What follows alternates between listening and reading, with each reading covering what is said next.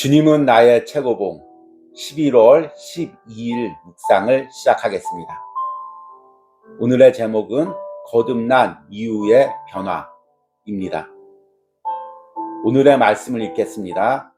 오늘의 말씀은 고린도전서 5장 17절입니다. 그런즉 누구든지 그리스도 안에 있으면 새로운 피조물이라.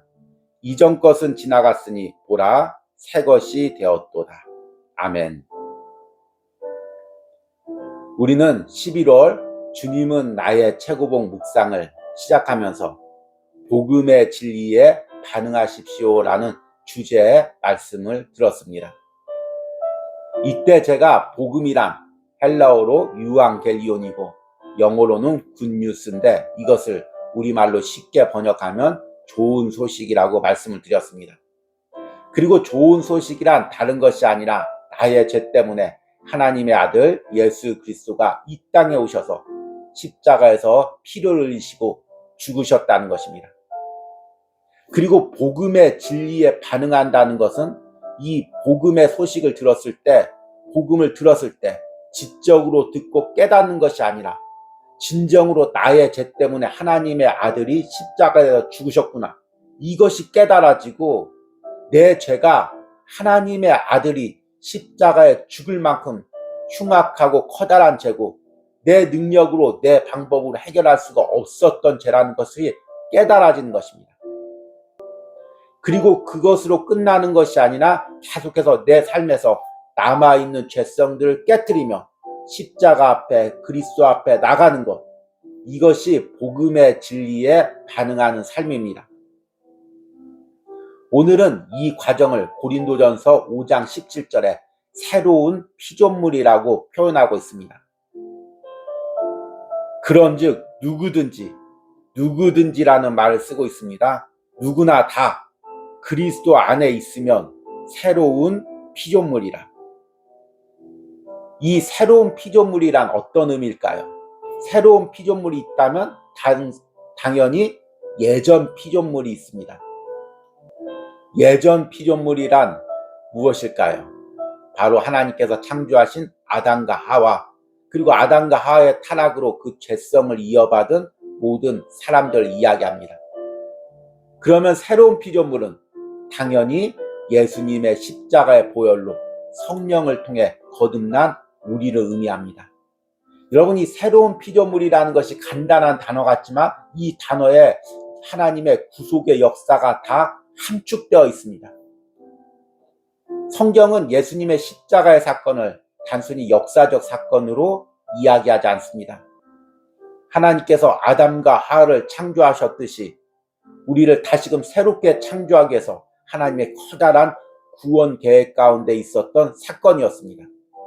이것은 단지 십자가의 사건을 바라보는 초점에 머무르지 않습니다. 이 새로운 피조물이 되는 사건을 반드시 나의 영혼에 적용시켜야 됩니다. 오늘 말씀 후반절에 보니까 이렇게 이야기합니다. 이전 것은 지나갔으니 보라 새 것이 되었도다. 예수님의 십자가의 사건이 새로운 창조 사건인 것을 믿으면 그 십자가를 믿고 구원받은 내가 새롭게 창조된 것을 믿어야 됩니다. 예전에 나는 십자가에 못 박혀 죽고 이제 새로운 피조물이 되었다는 걸 믿고 그 믿음으로 살아가는 것입니다. 이것이 바로 복음의 진리에 반응하는 것입니다. 오늘 묵상을 통해 내가 복음의 진리에 반응해서 새로운 피조물이 되었다는 의미를 깨닫고 산다는 것이 무엇인지를 깊이 묵상해 보시기 바랍니다. 오늘의 묵상입니다. 당신은 자신의 영혼 구원에 대해 어떤 생각을 가지고 있습니까? 구원의 체험이란 당신의 실제 삶에서 모든 것이 정말로 바뀐 것을 의미합니다. 당신은 더 이상 과거의 사물을 보던 대로 보지 않습니다. 당신의 소망은 새롭게 되었으며 옛 것들은 힘을 잃었습니다. 구원 체험의 진실성에 대한 시금석은 하나님께서 당신의 가치관을 변화시켰는가 하는 것입니다. 여전히 옛 것들을 추구하면서 위로부터 났다고 말하는 것은 모순이요 자신을 속이는 것입니다.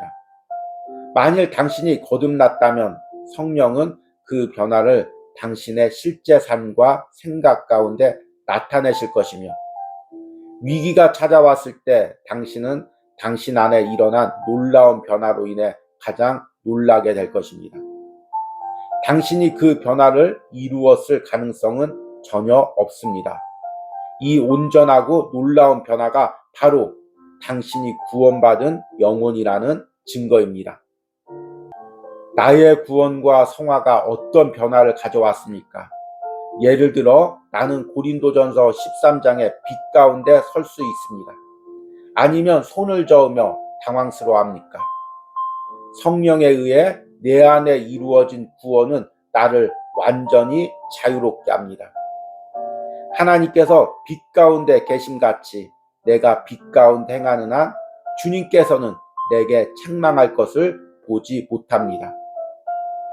왜냐하면 주의 생명이 내 의식뿐 아니라 내 의식보다 더 깊은 곳까지 모든 곳에 두루 영향을 주며 역사하기 때문입니다. 아멘. 오늘 묵상 시작에서 저자가 영혼 구원에 대해서 우리에게 묻습니다.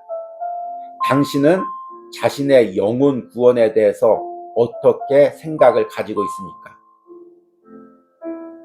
여러분들은 내가 영혼이 구원받았다는 것, 이 의미를 어떻게 받아들이십니까?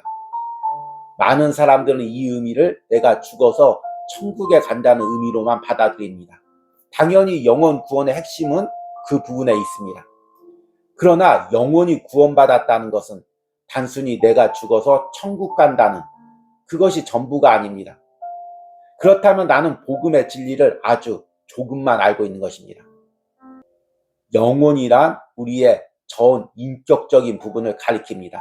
모든 인격의 핵심을 이야기합니다. 하나님의 창조의 핵심이 바로 우리 영혼입니다. 그래서 영혼이 구원받았다는 것, 영혼이 변화받았다는 것, 오늘 말씀처럼 영혼이 새로운 피조물로 되었다는 것, 이것은 나의 모든 전 인격적인 것이 변화받았다는 의미입니다. 지금 내가 살아갈 때 나의 생각, 나의 행동, 나의 가치관, 모든 것이 변화받는 것이 바로 영혼이 구원받는 것입니다. 그리고 저자는 바로 우리 구원의 증거, 시금석이 바로 이 변화에 있다고 이야기하고 있습니다. 당신은 자신의 영혼 구원에 대해 어떤 생각을 가지고 있습니까? 구원의 체험이란 당신의 실제 삶에서 모든 것이 정말로 바뀐 것을 의미합니다. 당신은 더 이상 과거의 사물을 보던 대로 보지 않습니다. 당신의 소망은 새롭게 되었으며 옛것들은 힘을 잃었습니다. 구원 체험의 진실성에 대한 시금석은 하나님께서 당신의 가치관을 변화시켰는가 하는 것입니다. 가치관이 변화된다는 것은 어떤 의미일까요? 세상 사람들의 가치관은 무엇입니까? 이 우주가 우연히 탄생되고 우리가 살고 있는 지구도 우연히 탄생되고 우리 인생도 우연히 생기고 그리고 죽으면 다 끝이라고 생각하는 것입니다. 그래서 이 세상 사는 동안 많은 물질을 누리고 성공을 누리고 행복을 누리고 그렇게 살다가 죽으면 된다고 생각하는 것입니다. 그래서 세상 사람들의 가치관은 이 세상이 전부입니다. 이 세상의 물질이 전부입니다. 그런데 우리가 하나님을 믿고 예수 그리스도를 통해 구원을 받으면 우리의 가치관이 바뀝니다. 하나님께서 이 세상을 창조하셨고 내 인생도 창조 전부터 섭리 가운데 나를 택하셔 나를 구원하셨습니다.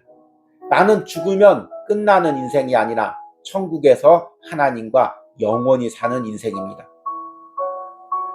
그러니 이 세상은 잠깐 지나가는 것이고 이 세상 사는 동안 하나님의 거룩을 닮아가며 하나님이 기뻐하는 삶을 살고 그 후에 천국에서 하나님이 주실 위로와 상급을 누리는 것입니다.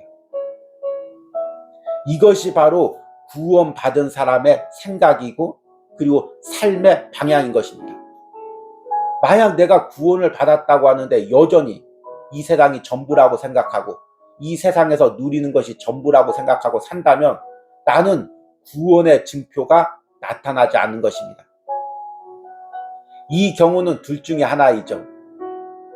내가 받은 구원이 거짓이든지 아니면 내가 구원을 받았는데 그 구원을 잊고 사는 것입니다.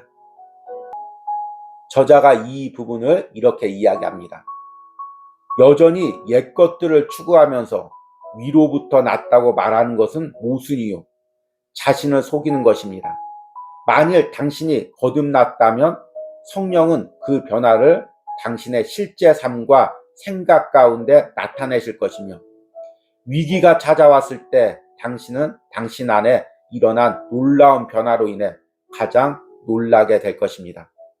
당신이 그 변화를 이루었을 가능성은 전혀 없습니다. 이 온전하고 놀라운 변화가 바로 당신이 구원받은 영혼이라는 증거입니다. 오늘 저자가 우리의 변화, 우리의 구원은 내가 이룬 것이 아니라고 이야기합니다. 당신이 그 변화를 이루었을 가능성은 전혀 없습니다. 나 자신은 내 힘으로 노력해서 변할 수 없다는 것을 내가 너무나 잘 압니다. 남들도 잘 알죠. 그런데 내가 변화가 되었습니다. 가치관이 변하고 생각이 변했습니다. 이것이 바로 하나님이 하신 일이고 이것이 바로 구원의 증거라는 것입니다. 이 묵상을 들으면 낙심하시는 분들이 많이 있을 것입니다. 나는 아직 변화가 없는데, 여전히 예전 생각을 가지고 사는데, 여전 행동을 사는데 나는 구원받지 못한 것일까? 이렇게 생각하실 수가 있습니다. 그러나 이것은 내가 구원의 체험을 온전히 누리지 못했다는 이야기가 될 수도 있습니다. 예를 들어서 마른 땅이 있습니다. 그 마른 땅에 물을 공급하기 위해서 땅 위에 있는 댐을 터뜨렸습니다. 그래서 댐에 있는 물이 지금 마른 땅으로 쏟아지고 있습니다. 그런데 아직 마른 땅의 곳곳에는 그 물줄기가 다 이르지 못했습니다. 그래서 가운데 부분만 적시고 여전히 변두리 부분은 메말라 있습니다. 지금 내 영혼이 구원받았지만 내 생각과 삶의 부분들은 여전히 마른 땅처럼 구원의 혜택을, 체험을 누리지 못하고 있을 수가 있습니다. 그러면 죄된 행동과 죄된 생각을 하게 됩니다. 결국에 구원을 받았다는 것, 구원의 체험을 누린다는 것, 구원의 확신을 가진다는 것, 그것은 단순히 지적이고 이론적으로 되는 것이 아닙니다. 내 삶에서 내가 변화를 누렸을 때, 이 변화는 내가 이룰 수가 없는 것이었는데 하나님께서 이루셨구나. 그 확신이 우리 가운데 있어야 됩니다. 그리고 이 확신이 없으신 분들은 더욱더 내 삶에서 구원의 증거가 나타날 수 있도록 날마다 예수님 앞에 나가서 내 죄된 자를 십자가에 못 박고 주님과 함께 새롭게 태어나기를 몸부림치고 성령님께서 이 역사를 계속해서 이루어 가도록 나를 깨트리며 순종해야 되는 것입니다. 여러분, 오늘 묵상을 통해 내가 예수님의 십자가의 보혈로 새롭게 태어난 피조물임을 믿고 내 삶에서 새로운 피조물로서의 그 영향력 있는 삶을 사시기를 간절히 소망합니다. 이것이 나를 위해서 귀한 보혈을 흘려주신 예수님의 십자가의 사건에 진심으로 반응하는 행동과 결단입니다. 오늘의 적용 질문입니다. 지금 내가 받은 구원이 내 생각과 삶에서 나타나지 않는 부분은 무엇입니까? 내가 오늘 묵상을 통해 예수 그리스도의 보혈로 다시 태어난 새로운 피조물임을 믿고 그 믿음대로 살기로 다시 한번 결단하시기 바랍니다. 우리 기도하시겠습니다. 그런즉 누구든지 그리스도 안에 있으면 새로운 피조물이라. 이전 것은 지나갔으니 보라 새 것이 되었도다. 아멘. 주님께서 십자가에 피 흘리심으로 이제 내 옛사람이 십자가에 못 박혀 죽고 내가 예수님과 함께 새롭게 창조된 피조물이 되었습니다. 주님, 이것을 잊지 않게 하여 주시옵소서. 이 진리를 잊어버리지 않게 하여 주시옵소서. 그 값진 보혈의 의미를 잊어버리지 않고 살게 하여 주시옵소서.